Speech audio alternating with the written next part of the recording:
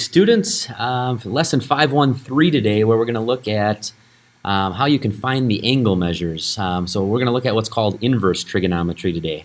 And the idea is we've been spending a lot of time talking about sine, cosine, and tangent, and how I can set up my sine, cosine, and tangent ratios in order to solve for missing side lengths.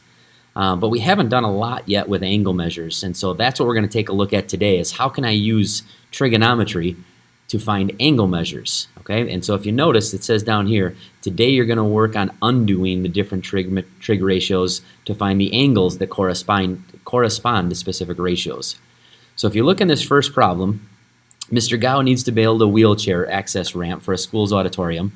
The ramp must rise a total of 3 feet to get from the ground to the entrance of the building. In order to follow the state building code, the angle formed by the ramp and the ground must not exceed 4.76 degrees, okay? Meaning it cannot be any greater than 4.76.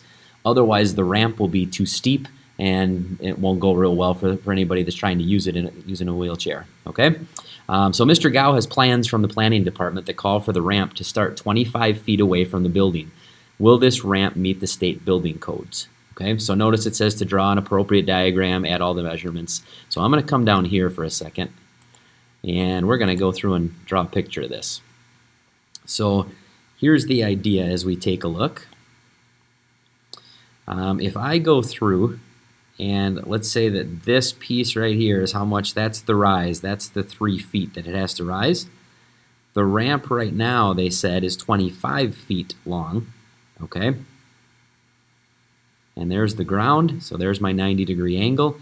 This is the angle that we're talking about that cannot exceed that 4.76 degrees. So right now, you don't know how to do this yet, okay? But we're going to talk about how you go about doing that, and then we'll come back and revisit this picture again, and we'll actually solve it, okay?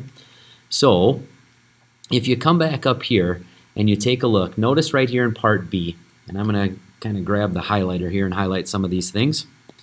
Notice it says to find an angle from a trigonometric ratio, you need to undo it, just like you undo addition with subtraction, okay? So subtraction is the inverse operation of addition. So anytime you solve an equation, x plus 4, you subtract 4 to the other side so that you can get the variable by itself. Multiplication and division are inverse operations. If you're solving an equation that has multiplication in it, you then divide to undo the multiplication and get the variable by itself. Same thing with squaring or square root in the Pythagorean theorem. We end up with x squared, you take the square root to undo that and get x by itself, okay? Those are all what are called inverse operations. Well, trigonometry has the same thing.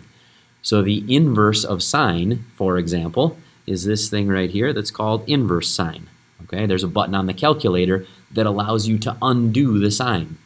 Same thing with cosine, same thing with tangent, okay?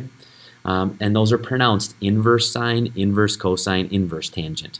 And so a lot of calculators, you're going to have to press either the inverse button or the second key, and then sine, cosine, or tangent. So we'll talk about that in class, but that's the general idea. So if you notice, what I'm going to do is I'm going to kind of skip down now to this diagram, okay? And if we take a look, let me go back to the regular pen.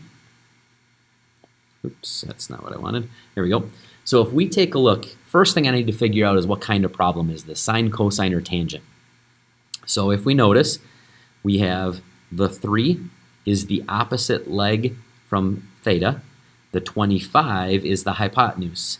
And so if you think back to SOHCAHTOA, opposite and hypotenuse deals with sine. So this is a sine problem.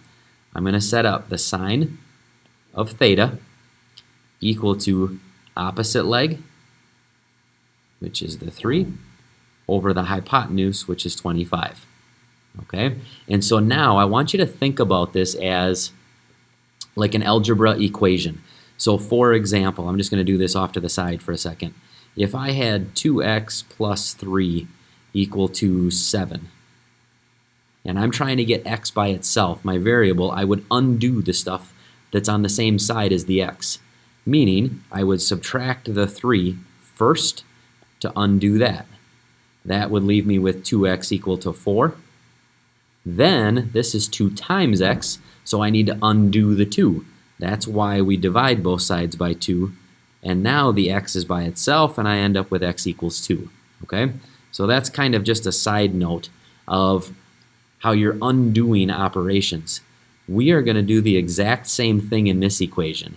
The idea is I'm trying to get this theta all by itself. So that means I need to undo the sign. Okay? Now, one thing I want to make a point of, this is not sine times theta. Just like when you take the square root of something, you take the sine of something. It's not the square root times a number, it's the square root of a number. Same exact idea here. This is the sine of theta. So I'm not going to divide by sine because it's not multiplying.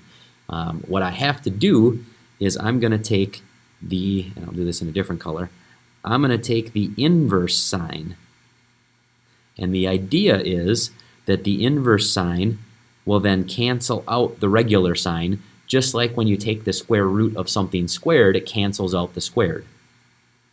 That then will leave me with theta, but as usual, just like when you solve any other equation like we did over here, I can't just subtract 3 from one side, I had to do it from the other side too.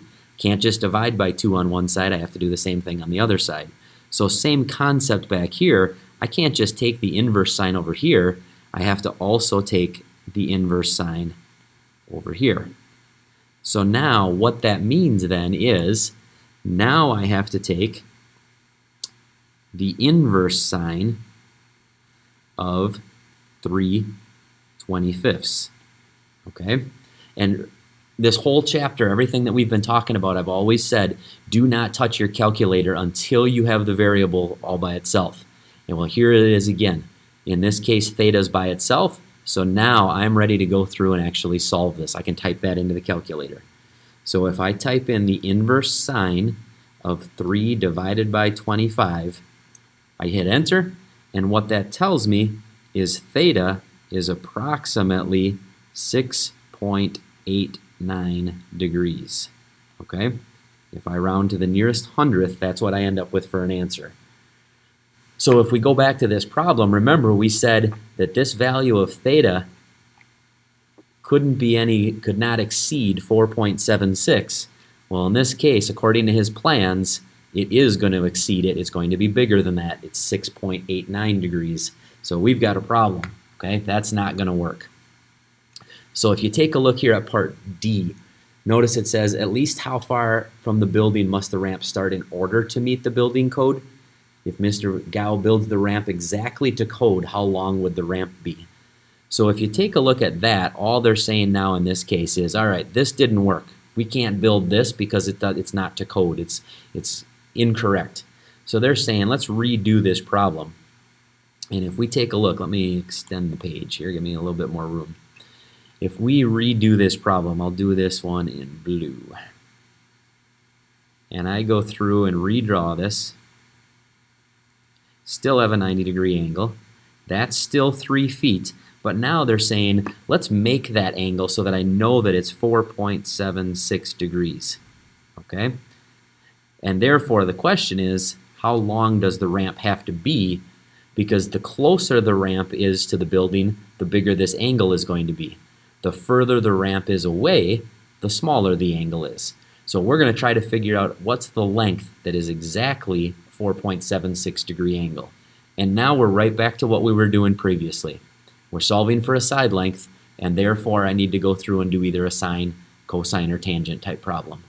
So if we take a look, let's go through and figure this part out. This, the 3 is the opposite leg, the x is the hypotenuse, so this is still a sine problem. So if we do that, I would have the sine of 4.76 over 1 equal to, by definition, the sine ratio is the opposite leg over the hypotenuse of the triangle. And now we're back to, because I'm solving for a side length, I'm just back to solving for the ratios again.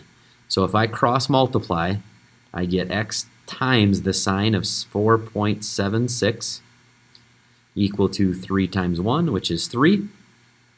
I'm still not ready quite yet to go through and use my calculator because x is not by itself. So in this case, I have to get x by itself, which means I need to divide out the sine of 4.76. Same thing on the other side. Sine of 4.76.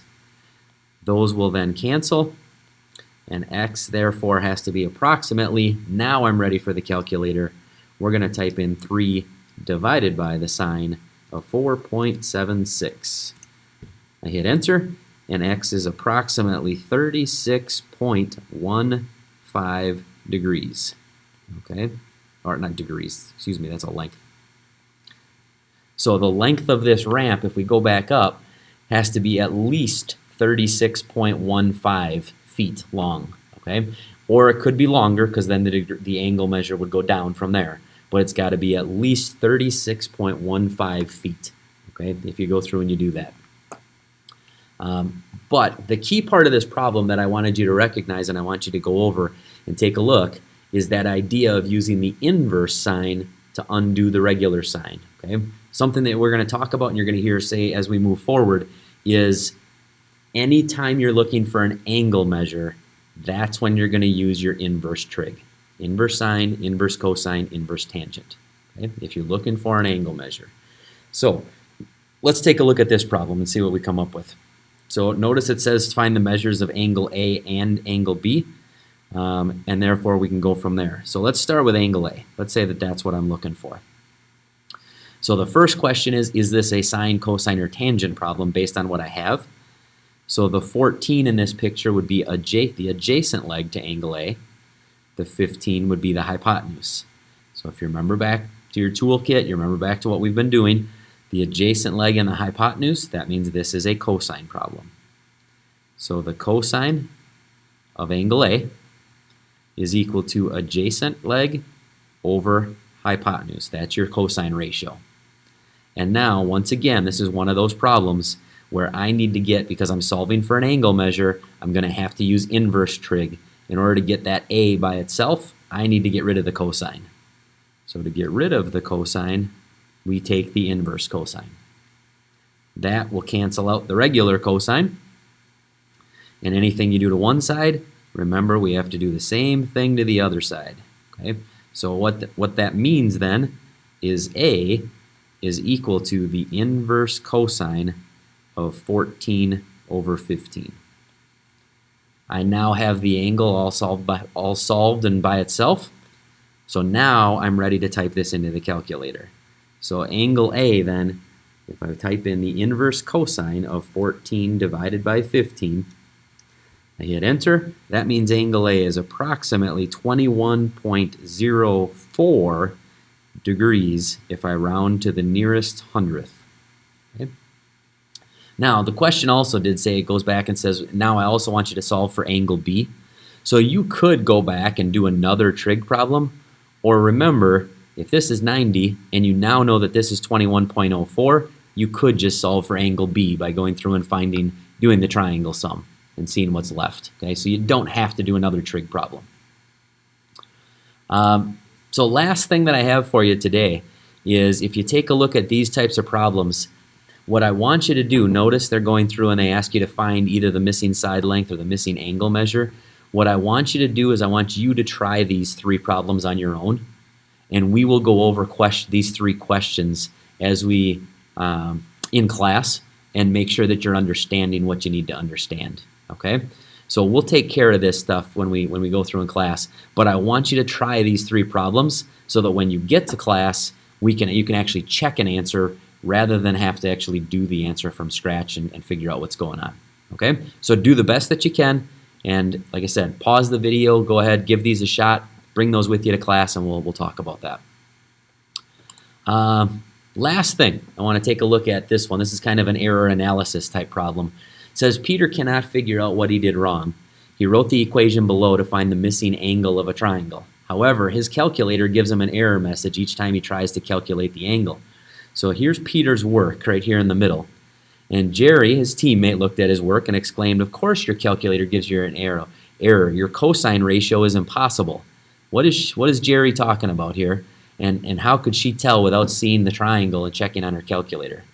So here's what I want you to take a look at. Remember, the cosine ratio cosine of theta is the adjacent leg over the hypotenuse. Okay?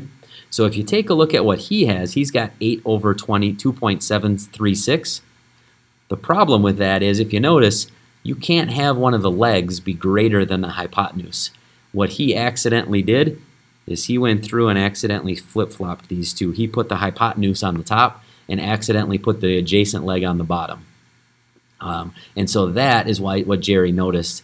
You can't have a leg be greater than a hypotenuse. So like I said, he accidentally flip-flopped those two and tried that. That's why he's getting an error message on his calculator. So practice to learn for this lesson, 529 to 535. However, you can skip problems 532 and 534 in the practice to learn. Otherwise, again, try those practice problems in the lesson, see what you can get, and then come with questions from the lesson, come with questions from your practice to learn. Good luck, everybody, and we will see you in class.